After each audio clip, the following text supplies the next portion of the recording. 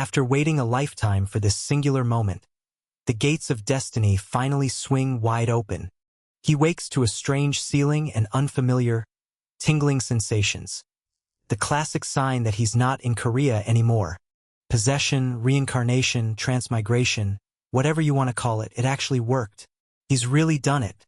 Meet Kim Seonwoo, a regular citizen of the Republic of Korea, who has spent an insane amount of time prepping for this exact scenario.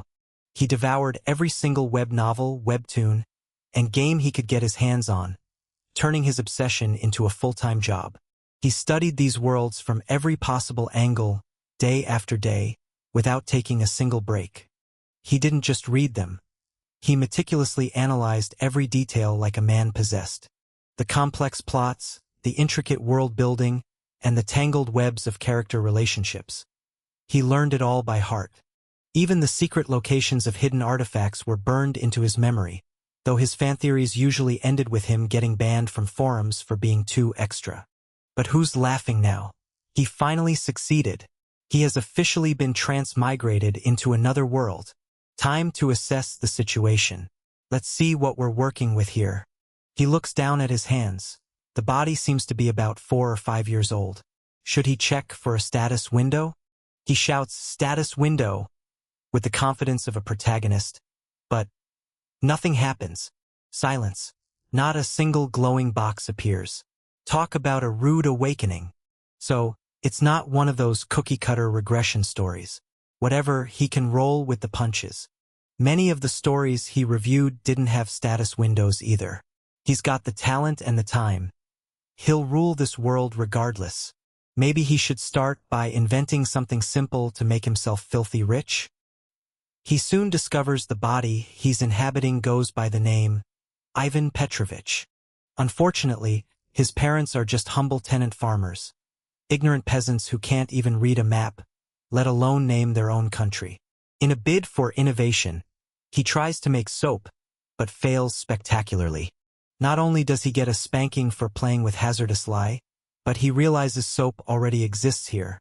So much for being a genius inventor. While running errands for eggs in the village, he spots a newspaper, and his brain starts working overtime. If they have a functioning printing and distribution system, he's definitely not in the Middle Ages. Score 1 for progress. But what kind of world is this?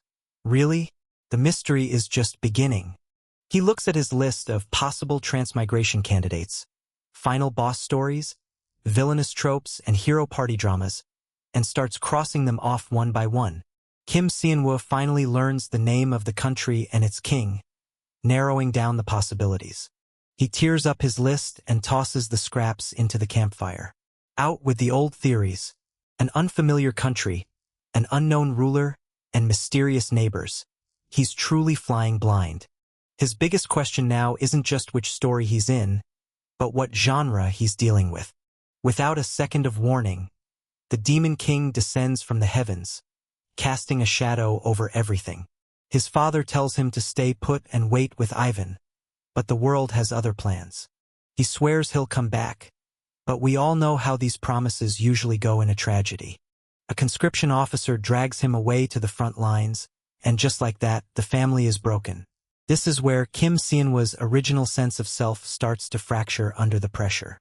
Kim Seonwoo, no, Ivan, starts working the fields, his body moving with a practiced ease that isn't his own. 8 years after possession, Ivan finally masters the local writing system during his spare time.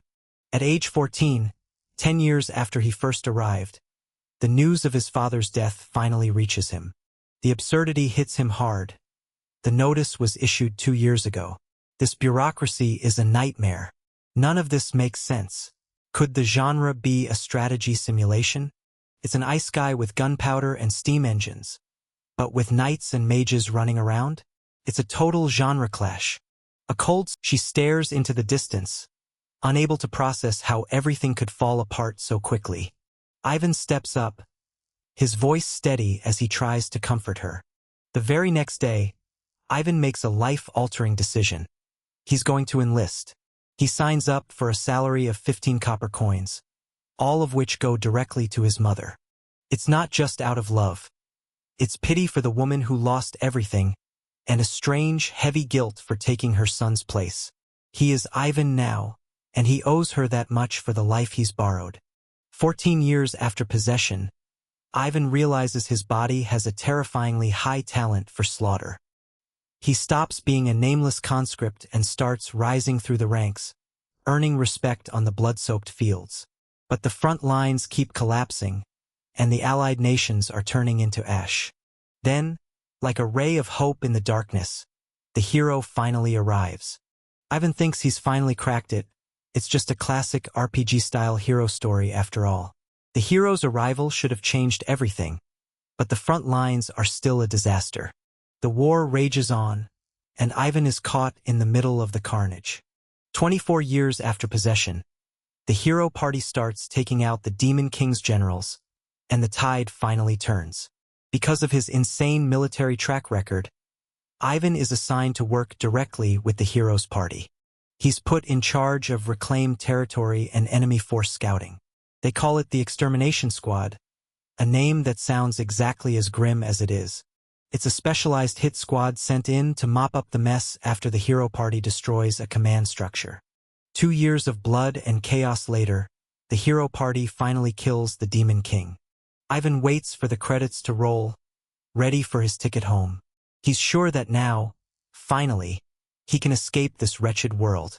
28 years after possession, 2 years after the Demon King died, and there is still no ending. His squad has been whittled down to a fraction of its former size. Ivan realizes the High Command is planning to disband them permanently. He completes one final, suicidal mission just to get it over with. He requests his discharge, praying that this long, painful epilogue will finally snap shut. 30 years in, and 10 years after his mother passed away, he's truly alone. He returns home to find an empty house, the final curtain of his personal story. He starts an orphanage near the capital to look after the kids left behind by the war. Yet, even now, after all this time, the ending credits remain missing. The St. Vasilicia orphanage is loud and chaotic. Kids screaming for attention, totally unaware of the veteran in their midst.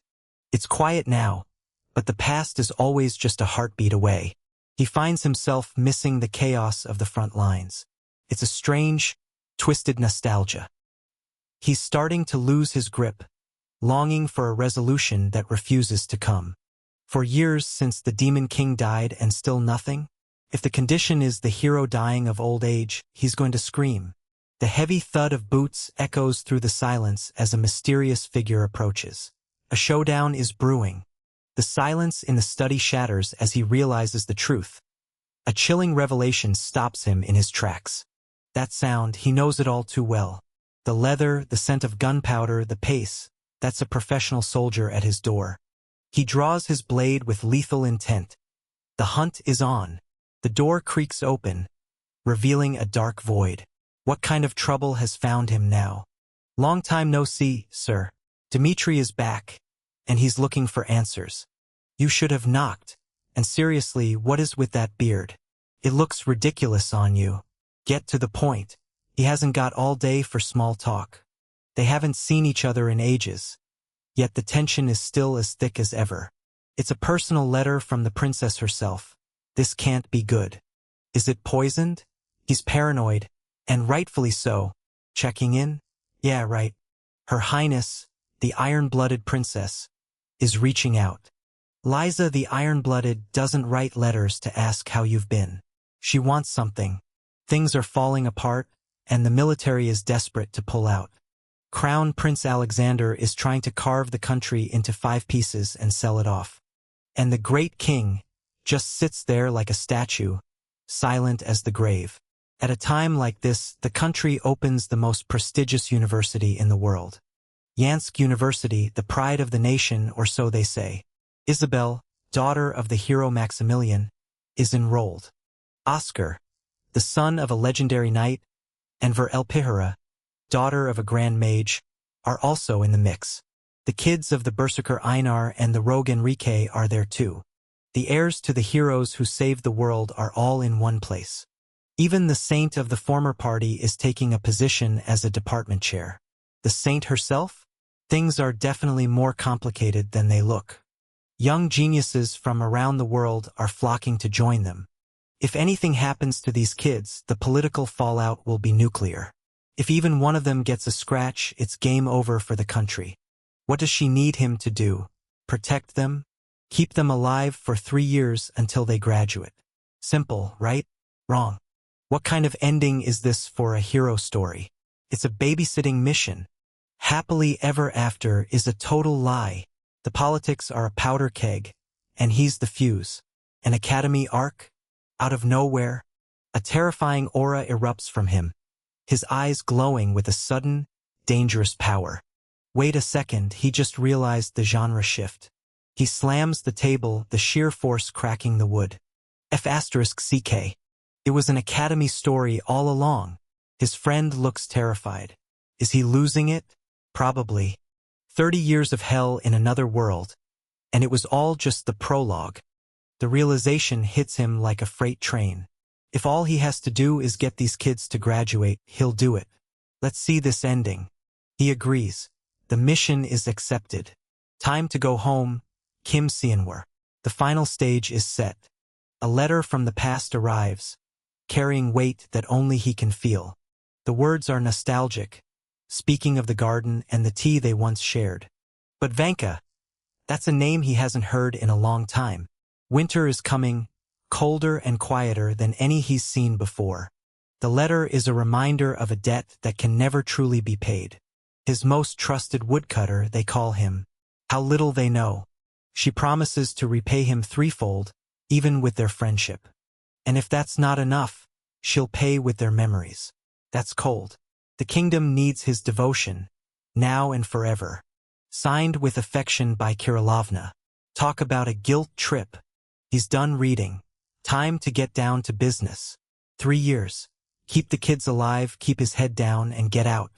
If he holds out for 3 more years, he's finally going home. Dmitri asks who's arriving first. Einar's daughter is leading the pack. Einar, the man, the myth, the legend. Now the king of drone, he was once a hero, and Ivan remembers him all too well. Swing the axe like this, little Ivan. The memories are coming back. And here comes the first student for the academy. None other than that madman's pride and joy. She's the heir to the conqueror king, ready to take on anything. She's defensive, annoyed, and ready to prove everyone wrong. Typical. Esidis, the eldest daughter of the berserker Einar, makes her grand entrance. She lets out a defiant huff. She is clearly not here to play nice. The train thunders across the bridge, a mechanical beast rushing into the icy unknown. A deafening explosion rips through the air, turning the bridge into a fireball. A terrorist attack? Already? This academy year is going to be a bloodbath. The tension is absolute. They are locked in a standoff where only one side will walk away. The legendary trio assembles, weapons drawn and ready for total carnage. If you're enjoying this recap, smash that like button and subscribe for more. The valiant knight stands his ground, but a deadly succubus looms from the shadows, hungry for his soul. The darkness is closing in. Will he survive this seductive trap? A quick reminder. Our hero is currently busy not dying, so let's keep moving. The evidence goes up in flames, turning every dark secret into nothing but ash and smoke. A chilling gaze cuts through the shadows, signaling that things are about to get real. He's officially done playing games. They arrive at the desolate Igorevich station, a place where secrets go to hide. A mysterious figure lingers in the silence of the platform.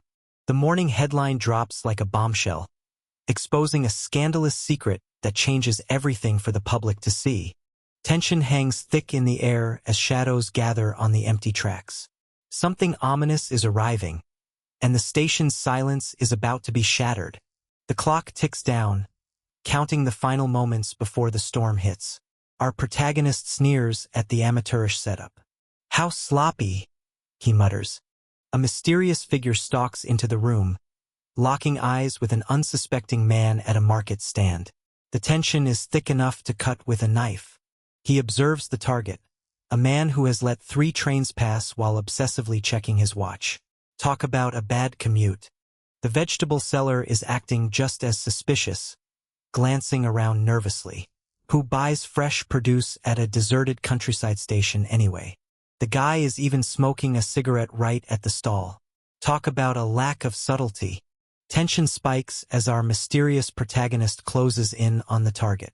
The silence of the night is moments away from being shattered. Our hero is closing in, and the drama is only heating up. The hunter suddenly becomes the hunted as a cold barrel presses against his skull. There's nowhere left to run. The target stammers in shock, caught completely off guard by the sudden ambush. He commands silence with a single, sharp word. The target panics, screaming for someone to stop the intruder. The protagonist scoffs at the amateur positioning. From that angle, the gun should have been hidden. He needs to confirm this one last time. He demands to know where the man's true loyalties lie. The icy stare says it all. There's no escaping the barrel of his gun. One wrong move and it's game over. The target is left stuttering in pure terror. A single, brutal strike sends blood spraying as a neck is snapped instantly. The fight ends before the body even hits the ground. With a cold, calculated shot, he sends his enemy spiraling into a spray of crimson. No one stands in the way of his ruthless justice. He realizes these men aren't reinforcements or agents loyal to the royal family. A real trained agent would have identified themselves immediately instead of stalling. They're all in this conspiracy together. Chaos erupts as the remaining thugs scream orders to fire and take him down. They are far too sloppy to be part of the Krasilov royal court. Bullets fly, but they're no match for a lethal blade. In a blur of motion, the masked warrior strikes, carving through the opposition with terrifying precision. He prepares to deliver the final verdict on these fools. With a lethal blur of motion, he slices through the air to neutralize his enemies in a single strike. The gunman doesn't even have time to blink. He sizes them up, unimpressed by their lack of skill. With a single, blinding slash, he carves through his enemies like butter. Their defenses shatter instantly under his overwhelming power. It's clear they have never faced a real powerhouse until today. A thug shrieks in agony as his arm is lopped off in the fray. The protagonist coldly notes that if he doesn't stop the bleeding, he'll be dead in 3 minutes. Such great medical advice from a guy who just maimed you. He demands to know the location of the others. The terrified thug spills the beans. There are 15 of them on the tracks. He begs for his life, promising to help. The thug tries to shift the blame to his captain, painting him as a monster to save his own skin. He frantically offers to cooperate, desperate to survive, and spills the secret cargo on the train. It's a gold bullion transport train meant for the kingdom. The thug pleads for his life, swearing he told the truth without a single lie. The protagonist stares him down, unimpressed. No, he says, there was a lie mixed in. Absolute terror takes hold as the thug is struck down in a blinding flash of violence. His world shatters in a single, brutal moment. The part about being useful, he clarifies. Ouch, that's gotta hurt the ego. The clock hits 9:53 a.m. Time is running out. He calculates the time it takes to clean up bodies and bloodstains. Exactly 5 minutes. Once the scene is scrubbed, it will be 9:58. That leaves just 2 minutes until the train arrives. Everything is going according to his precise, deadly schedule. He muses that the enemy suspects the attack location and timing with unsettling accuracy. Does Vanka have an informant? No, there hasn't been a sign of that in 4 years. A shadowy figure chuckles in the darkness. Your Excellency? He orders every single move Vanka makes to be recorded and delivered to him immediately. The logs are for Elizaveta Kirillovna Krasilov, the iron-blooded princess of Krasilov, so she can review them whenever she likes. Even after 4 years, her presence remains as sharp and dangerous as ever. He can sense a terrifying certainty in her actions. The plot thickens and the royal game of chess begins. He reflects on the common-sense tropes found in Academy stories. The number 13 glows ominously. Bathed in golden sunlight, she stares into the unknown, lost in deep, brooding contemplation. What secrets is she hiding? The mystery deepens with every passing panel. A tutorial is meant to help a player get used to the game, but this is no game anymore. A sharp click rings out as the pin is pulled. The fuse is lit and there is no turning back. Absolute devastation rips through the battlefield as a structure is pulverized into scrap. Nothing survives this explosive impact. The explosion rocks the earth, sending shockwaves through the area. With a sadistic grin, he prepares to unleash chaos. One press of that button changes everything. With eyes locked on the target, he lunges forward at breakneck speed. Nothing can stop this strike. He moves like a shadow, swift and deadly. The threat factors are rising rapidly. With eyes glowing in cold fury, he pulls the trigger.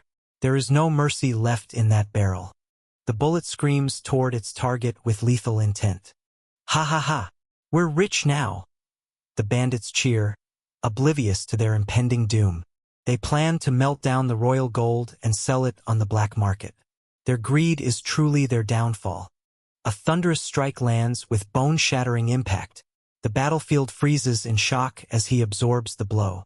The impact leaves the bandit reeling in pain. What the hell? He gasps, realizing he's outmatched. The bandit screams in frustration, demanding to know who his mysterious attacker is. He stares at the masked warrior with pure, unadulterated fear. The protagonist identifies the leader immediately. The predator emerges from the shadows, armed and ready for a bloodbath. There's nowhere left to run. Fire! Shoot him! The leader commands, panic rising in his voice. The predator awakens as a cold, lethal hunger ignites in his glowing eyes. No one escapes his gaze now. The squad is about to learn a very painful lesson. The squad unleashes a barrage of gunfire, painting the darkness with lead. No one escapes this relentless hail of bullets. Steel meets steel in a lethal flash. He parries the incoming assault with nerves of ice. A lethal weapon is drawn in a flash. The tension spikes as the trigger is primed for action. He declares that no one in this group is walking away alive. The bearded warrior strikes with lethal precision, carving through his foes in a lightning-fast motion. Blood sprays as he dominates the field. A cry of pain echoes through the station. The carnage is just beginning, and the odds are looking grim for the bandits. You bastard! One of them screams in futile rage. He demands to know who sent the warrior, but he's only met with cold silence. A brutal counterstrike lands with bone-shattering force.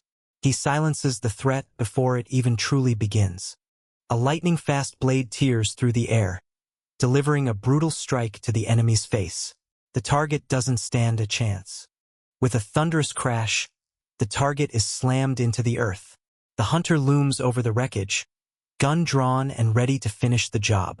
The bandit collapses, defeated and broken.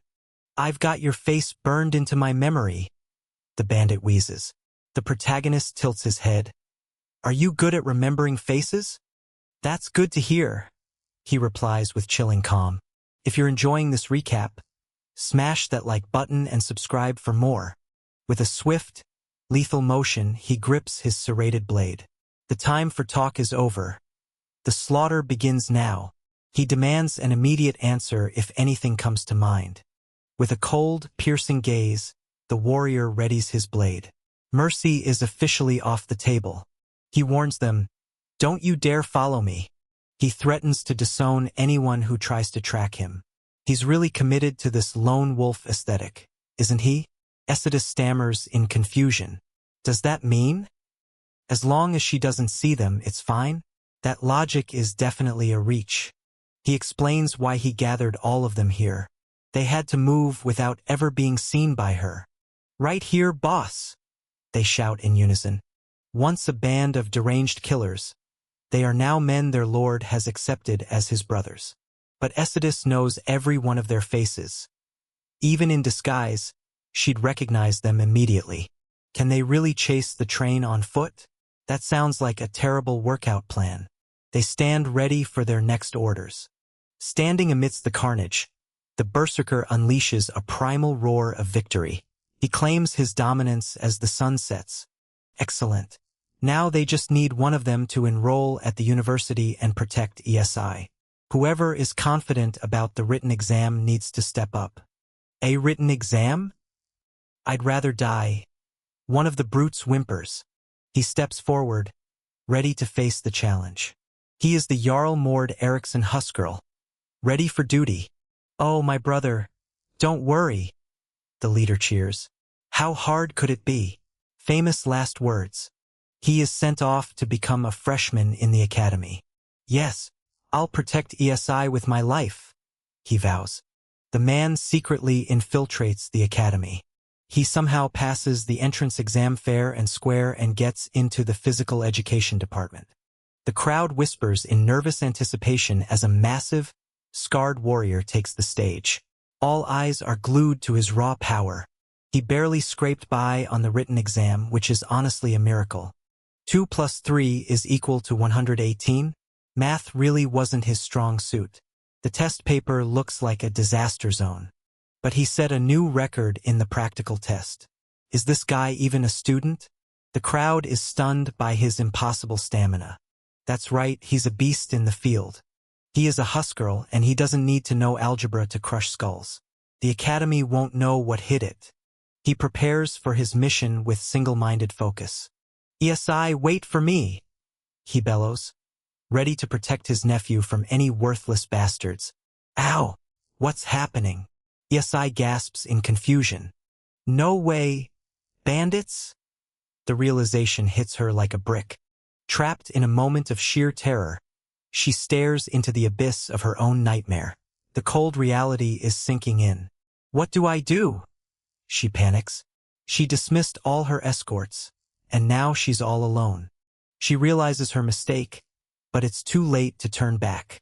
Thank goodness, Clanky. I was worried something might have happened to you. She lets out a shriek as the danger closes in. She tries to find her footing in the chaos. The villains laugh, enjoying the hunt. Well, looks like someone's here. One of them sneers. What's this? A little girl. They look at her like she's easy prey. Ch-ch-ch. Just kill me. She gasps, struggling against her captors. It's all right, you won't die. They taunt, while she begs for the end. The tension is at an all-time high. The victim screams in pure terror, begging the attacker to stop with the horrific threats. The battle reaches a breaking point as a deafening roar of agony tears through the air. Blood splatters as he suffers a brutal, game-changing blow. He pleads for mercy, desperate to avoid whatever nightmarish fate is coming next. A wild war cry echoes through the battlefield, shaking the very earth beneath them. Numbers flash across the screen. Is this a power level or just his blood pressure skyrocketing? He bellows in sheer pain, suggesting a rather extreme solution to his current predicament. The medic panics, warning that the limb is a national treasure and shouldn't be hacked off so casually. He retorts with righteous indignation. Who in their right mind would abuse a national treasure like this? The treatment continues relentlessly, and the medic clearly has zero intention of stopping the pain. A strange, cryptic code appears, hinting at something dark lurking in the background. A sudden appearance sends shockwaves through the group. A demon has arrived. He lets out a guttural, inhuman cry, signaling the intensity of the struggle. A sudden, sharp strike cuts through the air, narrowly missing its mark.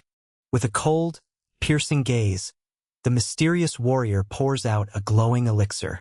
The stakes are rising, and there's no turning back now.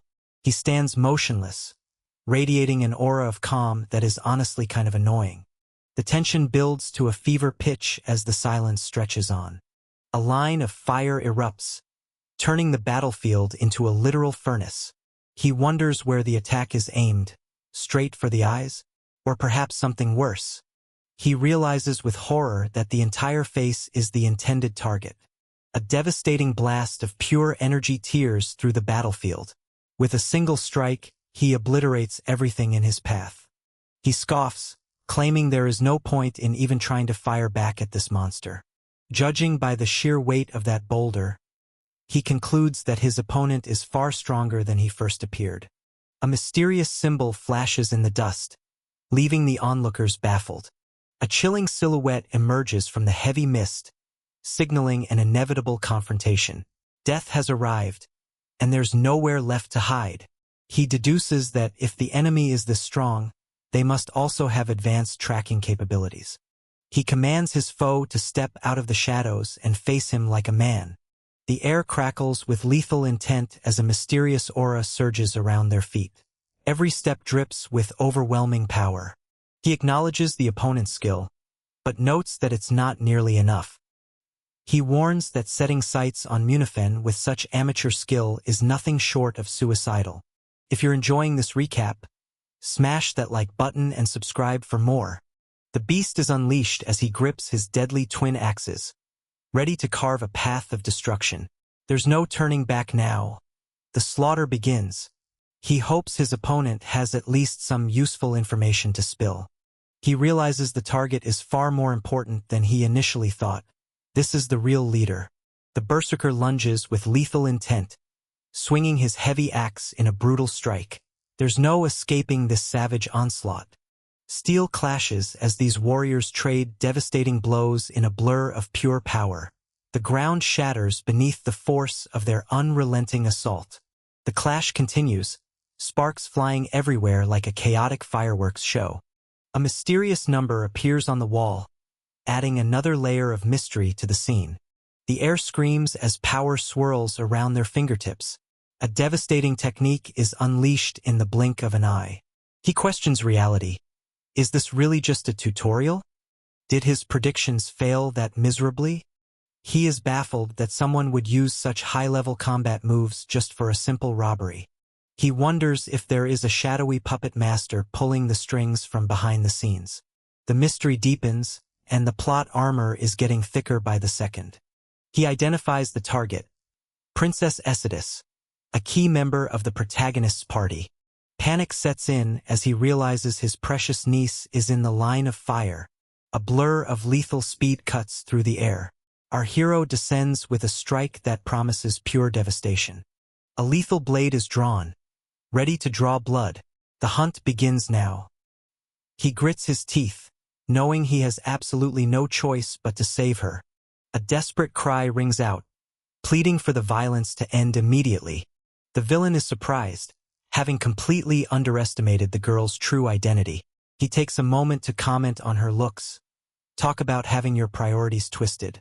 He apologizes to Clanky, though it's far too late for apologies now.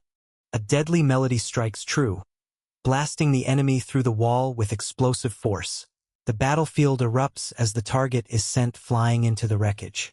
The villain is still reeling from the unexpected musical beatdown. The group looks on in absolute confusion at the chaos unfolding before them. He screams in agony, lamenting that she is a total psychopath with a violin. A massive strike rips through the darkness. The sheer force of the impact shatters everything in its path. The hulking warrior unleashes a devastating strike, his massive axe poised to cleave through anything in his path. Pure, unadulterated power radiates from every muscle as he charges into the fray. He bids a tearful farewell to Clanky, his beloved instrument, as it meets its end. He orders his men to retreat, unaware that his own brother is watching from the shadows. The violin swings with lethal intent, turning a musical instrument into a brutal weapon. One swift strike is all it takes to shatter the silence. She leaps into the fray with a violin in hand, ready to turn this battlefield into a symphony of pain. With a deafening clang, the hunt is officially on. He vows to get revenge no matter the cost. A pathetic plea for help echoes through the chamber, but nobody is coming to save him. The survivors scramble away, shouting warnings about the woman with the lethal violin. He panics, frantically searching for his niece, Essedis, amidst the wreckage. The air crackles with pure hostility as these two titans lock eyes in a deadly stare down. Only one will survive this clash of wills. He notices the healing potion and wonders if the stranger is actually an ally. He sighs, noting that every academy ambush follows the exact same predictable trope. A sudden realization hits him like a freight train. He confronts the stranger, demanding to know if he was working with the enemy all along. He is accused of healing a villain, and his only response is total confusion. He explains it was just an interrogation method because who doesn't use expensive potions to torture people? He claims he just needed some answers, and the other guy is clearly not happy about the lack of communication. He pauses, sensing something off about the whole situation. He calls out her name, praying that she is still alive. Ecidus is safe and sound, though she looks thoroughly confused to see her uncle acting so intense. A cold, piercing gaze locks onto the target as the silence builds to a breaking point. He's not just watching. He's ready to strike. Her eyes light up with pure, unadulterated wonder as she gazes at something truly spectacular. A single moment of innocent joy breaks through the shadows. He groans, clearly tired of the emotional roller coaster they're on. Wide, blood-stained eyes widen in pure, unadulterated shock. Something has just shattered her world. The ground trembles beneath their feet as a chilling aura descends. Terror grips the survivors, leaving them shaking in the face of an encroaching nightmare. She asks if someone was just lurking in the shadows, her voice trembling. The battlefield falls into a deafening silence as he locks eyes with his opponent. A chilling realization dawns. The fight is far from over. He recognizes the combat style. It's the signature technique of the Krasilov Special Ops. He finally realizes why the axework looked so familiar. It was Einar's training all along. If this guy was trained by Einar, he's in for a world of hurt. There is only one man who fits the description of this deadly warrior. He asks Ecidus if she remembers a man named Ivan, and she confirms it with a nod. She remembers him as a kind man, though cool might be a bit of a stretch. He notes that Ivan was supposed to be dead for 2 years, but the beard makes him hard to identify. The mystery of the identity is starting to unravel, and it's not looking good. Bathed in the golden glow of the setting sun, he stands in grim, stoic silence. A storm of untold intensity is brewing just beneath his calm exterior. The mission report flashes. Target secured and success confirmed. 30 years have vanished since the prologue. Everything has changed, and the true journey begins now. The ancient cathedral looms under the clear sky, its bells tolling with an ominous, echoing chime. Something massive is about to unfold within these hallowed walls. Everything is proceeding according to the grand plan, for now. The list of travelers is finalized, with various high-profile children departing for the academy. The mage's daughter and the apprentice are already accounted for, and the board is set.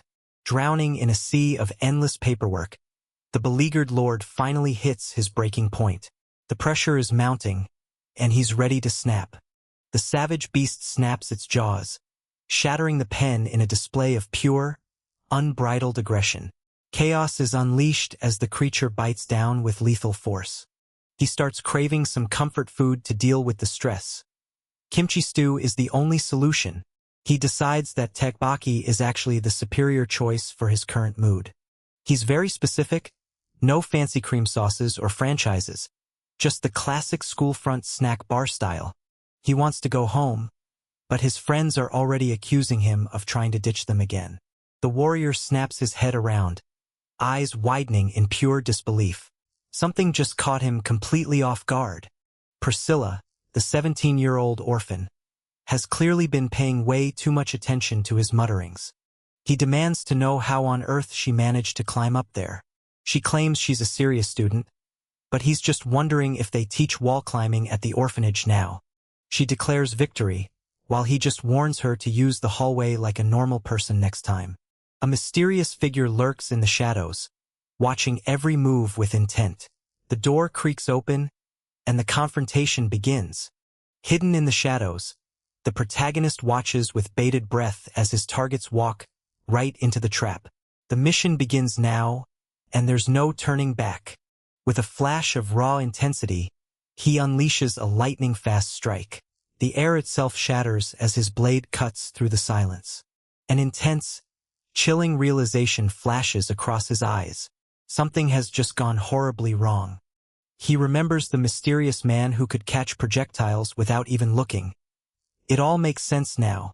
Above all else, he realizes that he has been outplayed. The air turns frigid as a towering, aura-clad giant looms over the petrified boy. He stands frozen in terror, face to face with an absolute monster. The tension is so thick you could choke on it.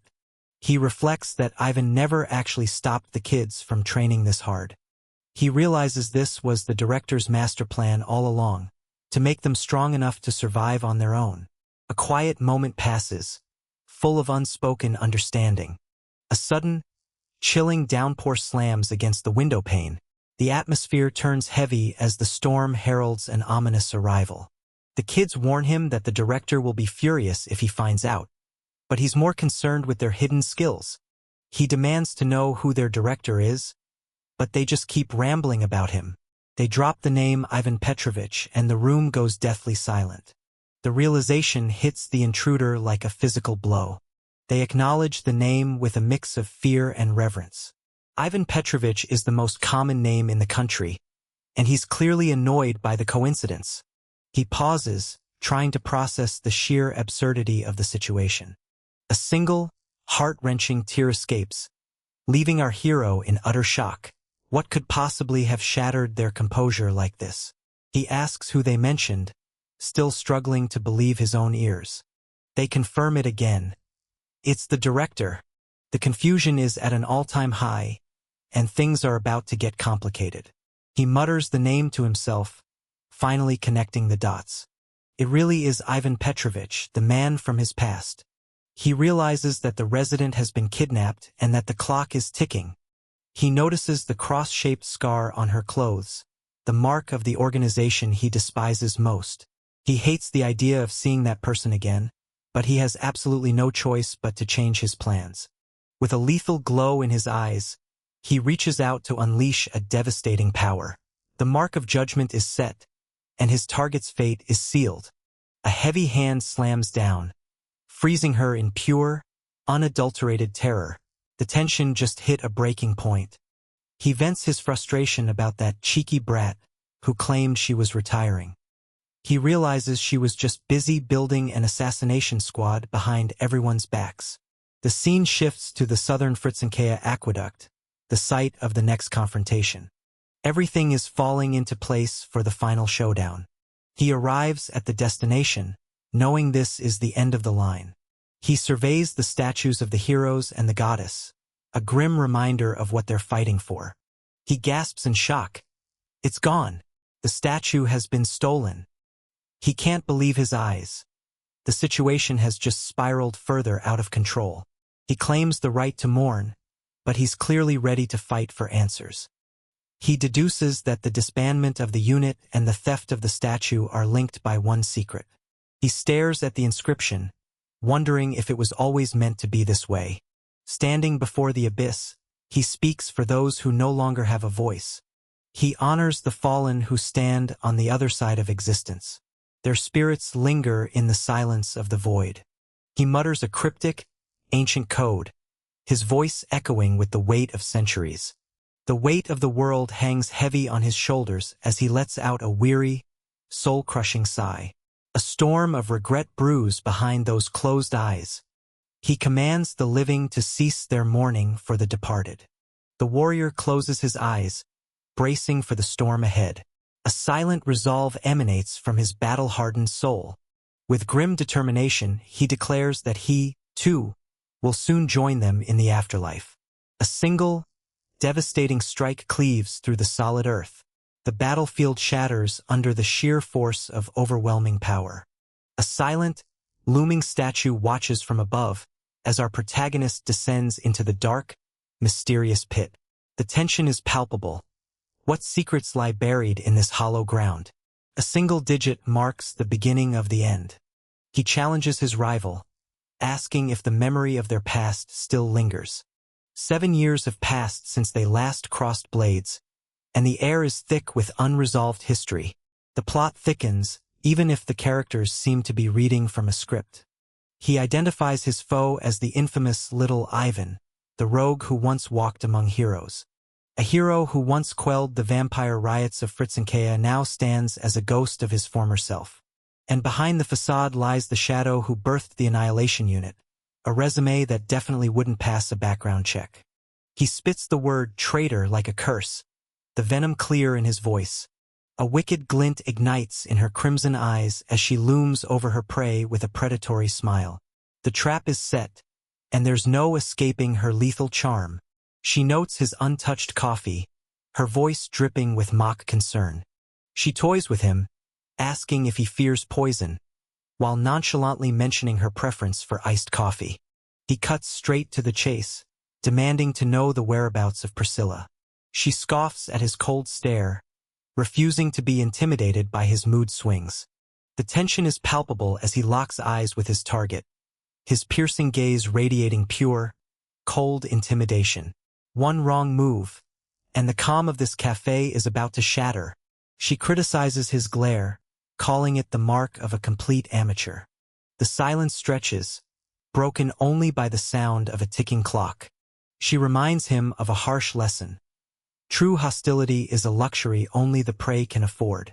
She promises that the girl is safe for now, teasing him with the fact that she hasn't bitten her. Yet, our villains love to talk. If only they spent as much time on their hobbies as they do on monologuing. A surge of raw bloodlust fills the room, making the very air heavy and difficult to breathe. Now it is his turn to demand answers, his patience hanging by a thread. A dark, overwhelming surge of power erupts, shattering the silence. The atmosphere itself trembles as the crushing pressure takes hold. He demands to know what dark machinations she is currently plotting. He grills her on the true purpose behind the gathering of orphans. He recalls how he once thought her retirement was a noble act of kindness. Now he realizes it was a front to train flawless stealth agents to be used against him. The atmosphere turns icy as a mysterious figure defies gravity, eyes blazing with terrifying power. The confrontation has officially reached a point of no return. It's not a retirement home. It's an assassination academy in their own backyard.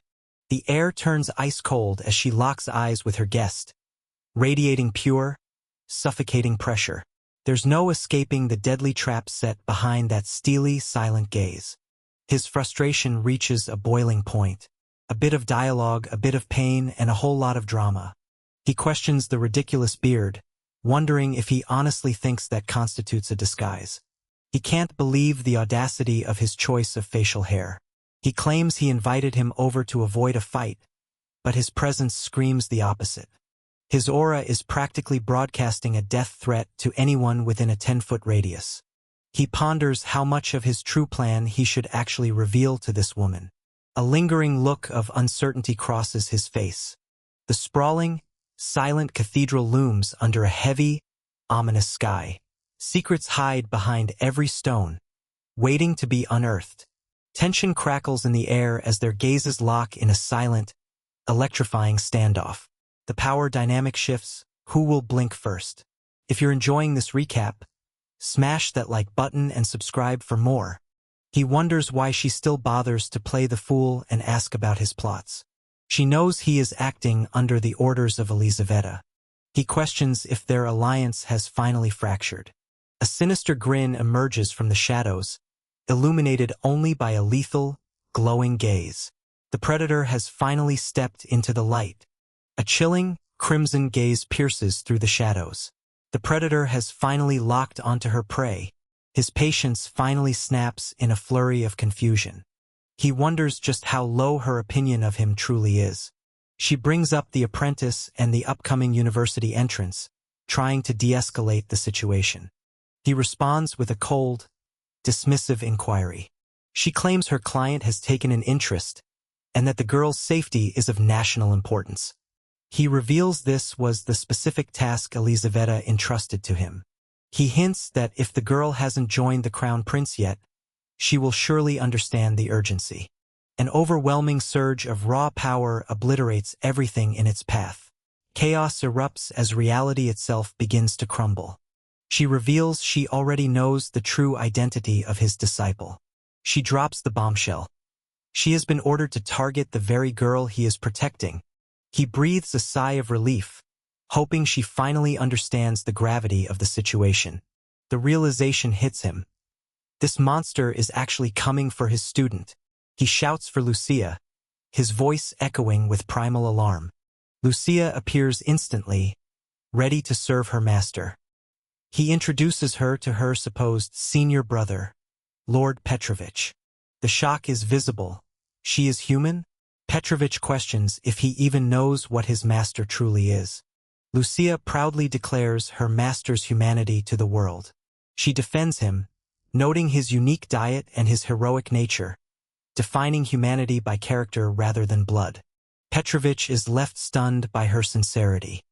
He reflects on how hostile the kingdom has been to non-humans, marveling at her open-mindedness. He beams with pride, calling her a precious gift and a far better person than he could ever be. He turns his attention back to Ivan. The tension is so thick you could carve it with a dull spoon. He accepts that the situation has reached a point of no return. He demands to know where his true loyalties lie, using their shared memories as the ultimate collateral. He asks the final, burning question. Where does his heart truly belong? He demands to know the price Alexander paid. Was it blood, lives, or land? A look of genuine confusion washes over him. He asks why he is being accused of aligning with Alexander. He denies the claim vehemently, stating he has never looked at that man with anything but disdain. The tea party ends in a standoff as a lethal blade is drawn. Tensions skyrocket in this silent, deadly confrontation. Even in the middle of a death threat, they find time for a dramatic standoff. He sighs, lamenting the lack of eloquence in his adversary. Some people just aren't blessed with the gift of gab. He tries to correct the misconception, but the words fall flat. Someone makes an ill-timed observation about them looking good together, much to everyone's confusion. A heavy, awkward silence fills the room. The tension is palpable as he takes a chilling sip, masking his cold calculation behind a porcelain cup. A piercing, icy gaze locks onto the target with lethal intent. There's no escaping the chilling focus of those eyes. Lucia praises his bloodlust, but he just brushes it off with a weary sigh. Professionalism is key, even when you're being hunted. He questions the logic of teaching orphans the art of stealth. He clarifies that he didn't teach them to be killers. They just learned to survive in a harsh world.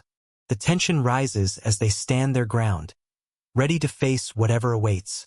Every step brings them closer to a confrontation that will change everything. The air vibrates with the sound of impending conflict.